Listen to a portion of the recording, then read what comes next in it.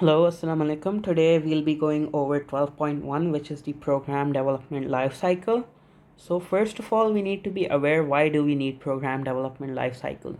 So when you're developing a program and you want it to be successful, so you need to make it so to perform a very specific task, right?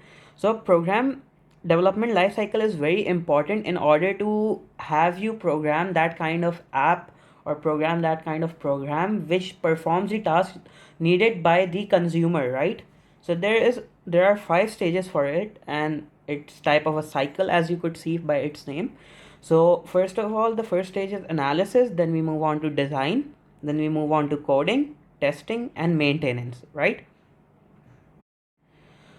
So now we move on to what each of these steps mean, right? So for analysis, before any problem can be solved, before any program can be developed, it needs to be clearly defined and set out. So everyone working on the solution to that program understands what is needed. So this is basically analyzing the problem, and then we move on to designing. So in terms of design, you usually write pseudocode, you usually make flowcharts. So to perform specification from the analysis stage is used to show how the program should be developed, right? So when the design stage is complete, the programmer should know what is to be done. So basically this means that when you have a structure laid out for you, so the programmer should know how each module should progress, right? And how each of these steps tasks need to be completed. Now we move on to the coding stage. So when you know what you need to do, when you understand what you need to do, so basically you just write the program in a suitable programming language which fits your need, which fits the consumer's need for the program, right? Program design, right? So you look at here how a program specification is laid out after analyzing, and then you later on make it so. After that, we move on to the testing stage. So after the programmer has coded his program, so it needs to be checked. So how do you check the program? So you basically use different test data to test that everything is working correctly like it is stated in the program design. So you move back that the testing is done in the correct manner. Now we move on to maintenance. So after the program has been written, has been tested, so you need to look for any bugs that are left out, or even to add new features to improve the functionality of the program, right? So that is step 5, and these are the 5 steps that are usually inside of a program development life cycle. So now we move on to different stages of a program development life cycle, right? So first of all, we talk about the waterfall model. So this is a linear sequential development life cycle which is pretty old. Usually the first programs that when you started programming years ago, when the first programming language was written and new programs were being developed, so this was the model used to program a specific program in that stage. So it has the analysis, then we move on to design, then we move on to coding, testing, and maintenance. So it works linearly sequentially, right? So it has some principles as well as its benefits and its drawbacks. So let's move on to reading what these do. For the principles, it is linear as each stage is completed before the next is begun. So when you complete each stage, so you have to document it, you have to understand what you discussed in that stage, how you have to progress.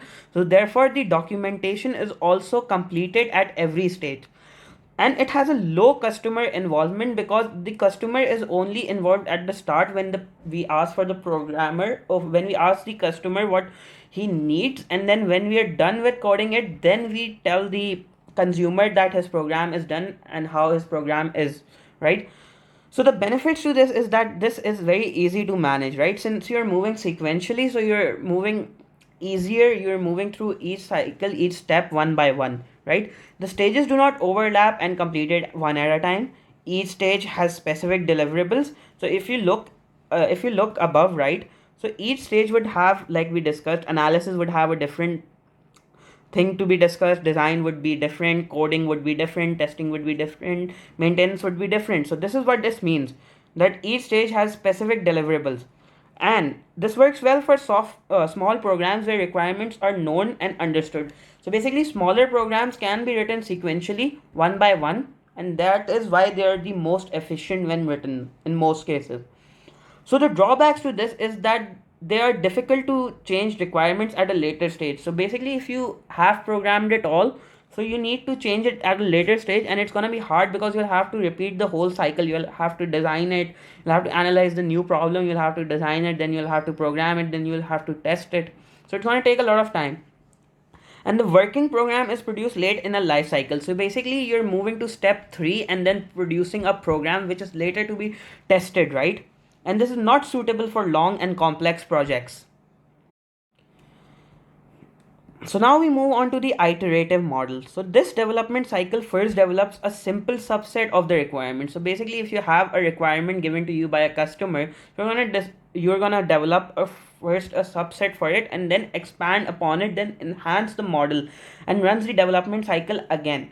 These program developments are repeated until the full system has been completed, has been developed. So you can look that this is the first waterfall, then extended waterfall, then further expanded, and then final. And the step 2 and 3 can be repeated whenever they're necessary, whenever you are having new program requirements and all that. Okay, so now we'll be looking at the principles for this.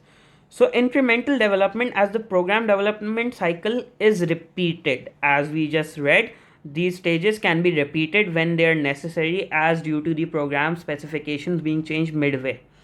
So working programs are produced for part of the system at every iteration. So first waterfall will have something, then extended waterfall will enhance upon it, further extended will enhance again upon it. So there are going to be multiple programs produced for each part of the system at every iteration.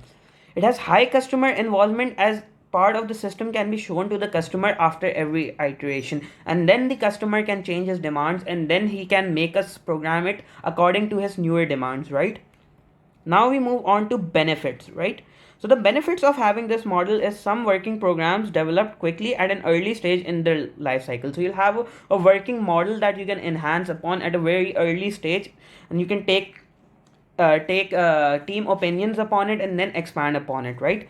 It is easier to test and debug small programs since you're writing small program and then enhancing upon it, so it becomes easier to debug them step by step, right? It is more flexible as easier to alter requirements, as we just talked that you enhance the program at every stage, so it is easier to alter requirements when you show the program to the customer, right? And the customer is involved at every iteration, therefore there are no surprises when the final system is developed, right? Now we move on to drawbacks for this, right? So the drawbacks is that the whole system needs to be defined at the start, so it can be broken down into pieces that are developed at each iteration. So if you have a big program to develop, right, you'll have to know which which subset to develop at every stage, because you cannot have them merging together and then creating chaos for the team, right? So it needs good planning as well, right? And it's not suitable for short and simple projects. For that, we go back to the first model that we discussed in this video, right? Okay, so now we are at the last model that we have for the CIE syllabus, which is the rapid acceleration development. So what this model does is that this development cycle develops different parts of the program requirements in parallel, right? So using prototyping to provide early user involvement in testing, and prototyping is often used to show initial versions to customers to obtain feedback. So basically, you'll have two teams working on two different modules and following each the program development lifecycle model, right? So you have analysis, design, coding, testing, and maintenance. So one team will be doing a specific module and the other team will be doing the same steps for another module, right? So now we move on to knowing the principles for this model, right? So this model requires minimal planning. So because we are developing two different modules side by side, so they're divided. So it doesn't require that much planning. You can move step by step for each module, right? It reuses previously written code where possible and even makes use of automated code generation through an IDE, right? So you can have code generation, you can have move on with the program by auto developing it. It also involves the customer at every stage, so they can use prototypes during development and change their demands according to that, right?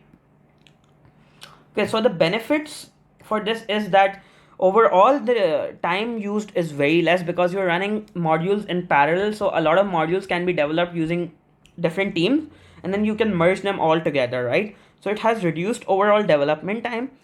Rapid frequent customer feedback during development. Each module is then given off as a prototype to the customer with who gives back feedback in order to help us as well as to put his demand on the table, right? It is very flexible as requirements evolve from feedback during development. So when you get the feedback from the customer, right? So you can make edits along the way because you have different modules that can be edited. So you don't have to go through the whole program if you require a specific module change, right? As part of the system is developed side by side, modification is easier. Like we just said, when you get a new demand, if it's for a current module, so it doesn't require the other team to have any flexibility in their code, right? And the drawbacks to this is that system under development needs to be modular, right? And needs strong teams of skilled developers. Since you're doing different modules for each, so you need to put those modules together when your development is ending, right? So the skilled requirement for these developers is really huge because they'll have to put the program together. You'll have to put the modules together. It's not suitable for short simple projects because this is done in order to rapidly develop a bigger program, right? So you cannot just rush through it. So that is what we studied today. We studied what a program development lifecycle is, the three models to it, how each lifecycle's part is represented. Thank you so much.